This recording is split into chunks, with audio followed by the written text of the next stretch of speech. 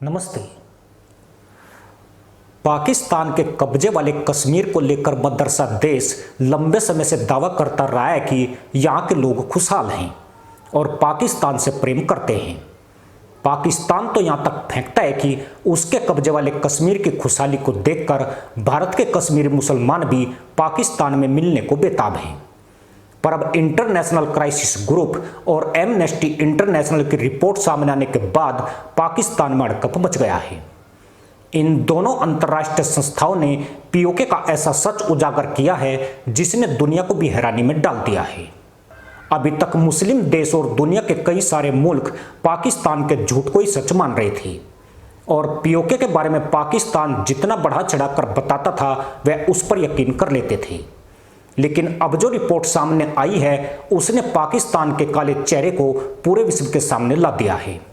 Report के अनुसार जिस पीओके को पाकिस्तान खुशहाल बताकर अपने गाल बजाता है उसे भोजन की किल्लत, बिजली की भारी कमी, रोजगार का संकट, स्वास्थ्य सेवाओं का अभाव और सैन्य दमन, इन सभी ने मिलकर एक दबाया हुआ विस्फोटक क्षेत्र बना दिया है।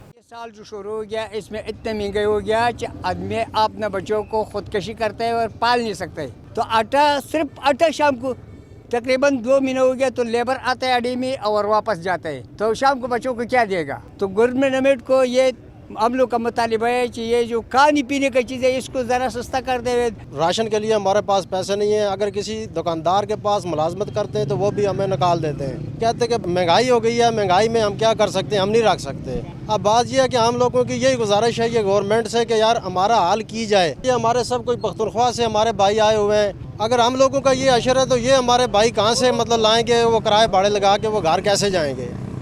आज 2 माह से हम लोग यहाँ बेकार बैठे हुए हैं और ये सब भाइयों से पूछ लो तो किसी ने दिहाड़ी नहीं लगाई। अगर एक दिन काम नहीं मिलता था दूसरे दिन मिल जाता था।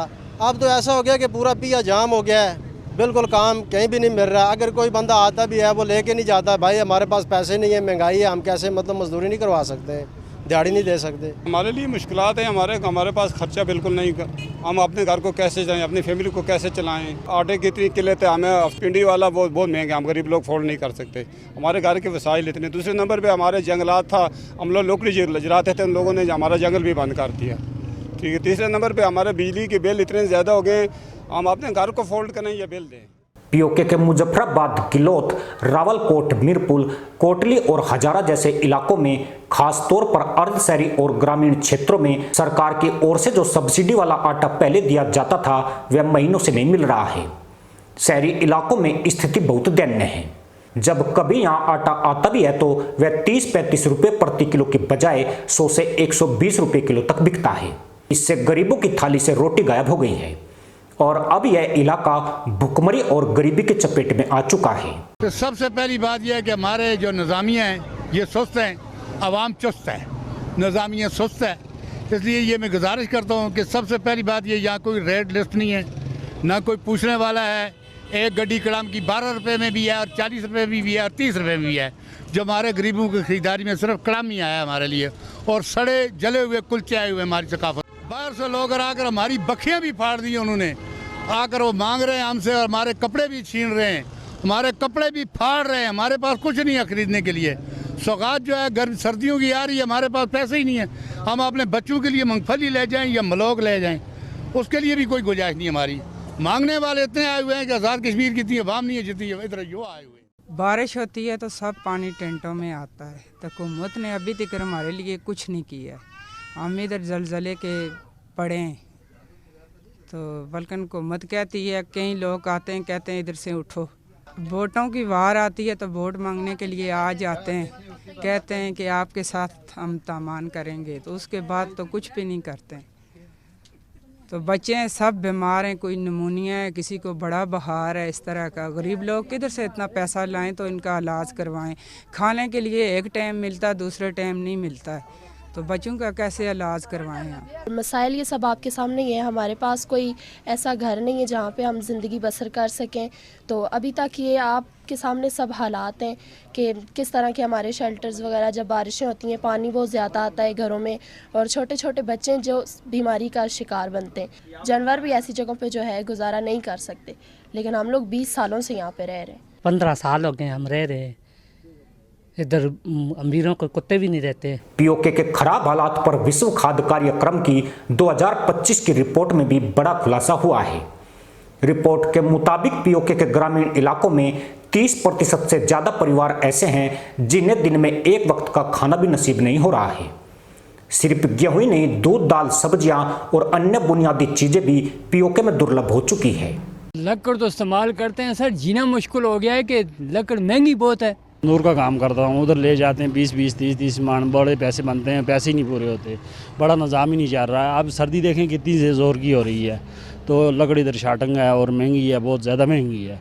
ये एक छोटी सी पेटी है, उस 2 फटी होती हैं, टोटल 20 रुपये की देते हैं, वो भी मिलती ही नहीं है। मुजफ्फराबाद में ऐसी पोजीशन है, मिलती ही नहीं है। इतनी महंगाई बढ़ गई है, आटा देखें, चावल देखें, हर शय महंगी है। गैस तो बहुत महंगी है, दूसरा हम लोग फोल्ड ही नहीं कर सकते, गरीब लोग हैं, लकड़ जलाते हैं, ये भी बहुत महंगी है, आप नहीं ले सकते। 400 रुपये मान लेते थे, अब 600 रुपये मान हो गई है, 200 रुपये मान के साथ चढ़ गया है। तकरीबन एक 5-6 महीने के अंदर अंदर इतनी महंगाई हो गई है, हम खाना नहीं, खाने के लिए कुछ नहीं मिलता हमको, ऐसी महंगाई हो गई। इसका बड़ा कारण यही है कि पीओके की आपूर्ति श्रृंखला पर सेना का पूरा नियंत्रण है और स्थानीय नागरिकों को हाशिए पर धकेल दिया गया है। नीलम झेलम जल विद्युत परियोजना पीओके के भीतर स्थित है और इससे पाकिस्तान को लगभग 970 मेगावाट बिजली मिलती है। लेकिन हैरानी की बात यह है कि जिस जमीन से यह बिजली पैदा हो रही है, वहीं के लोगों को 14 से 16 घंटे की बिजली कटौती झेलनी पड़ रही है। कभी कभी तो 3 से 4 दिन तक बिजली गुल रहती है।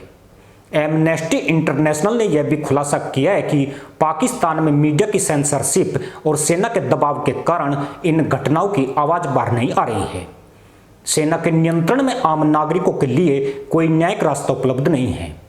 2022 से 2025 के बीच पीओके में करीब 600 से अधिक परिवारों को उनकी जमीनों से बेदखल किया गया है, जिनमें से अधिकांश को न मुआवजा मिला और न कानूनी मदद मिल सकी। जो आवाज उठाते हैं उन्हें या तो गायब कर दिया जाता है या राष्ट्र विरोधी का टैग लगाकर जेल में डाल दिया जाता है। जो गायब हो जाते हैं वे फिर कभी घर नहीं लौटते। फौज वापस, फौज वापस, फौज भी वापस, फौज भी वापस, वापस वापस। रिपोर्ट कहती है कि पाकिस्तान के कब्जे में रहते हुए पीओके के लोगों को न सिर्फ उनकी जमीनों से बेदखल किया जा रहा है, बल्कि उनकी अस्मिता, स्वतंत्रता और मूलभूत मानवाधिकारों को भी रोधा जा रहा है। इसलिए पीओके में भड़क रहा विद्रोह कोई राजनीतिक साजिश नहीं, एक कुचले हुए, भूखे, अंधेरे में जी रहे और असहाय समाज की स्वाभाविक प्रतिक्रिया है। यह उस अमन का नकली पर्दा फाड़ने वाला सच है जिसे पाकिस्तान ने अंतर्राष्ट्रीय मंचों पर ओढ़ रखा है। पर मामला इतने भड़का नहीं है। पाकिस्तान के कब्जे वाले इस इलाके में आतंकियों के ट्रेनिंग कैंपों पर तो खूब पैसा बहाया जाता है, लेकिन इलाके की 90% से ज्यादा सड़कें पूरी तरह से तबाह हो चुकी है। धरती की जन्नत कहे जाने वाले कश्मीर का एक हिस्सा गंदगी की वजह से नरक से बदतर बन गया है। सड़कों पर जगह जगह भरा पानी और गंदगी के ढेर पीओके के रूप में पाकिस्तान के दावों की पोल खोलते हैं। इसी के साथ अनुमति दोस्तों, जय हिंद, वंदे मातरम।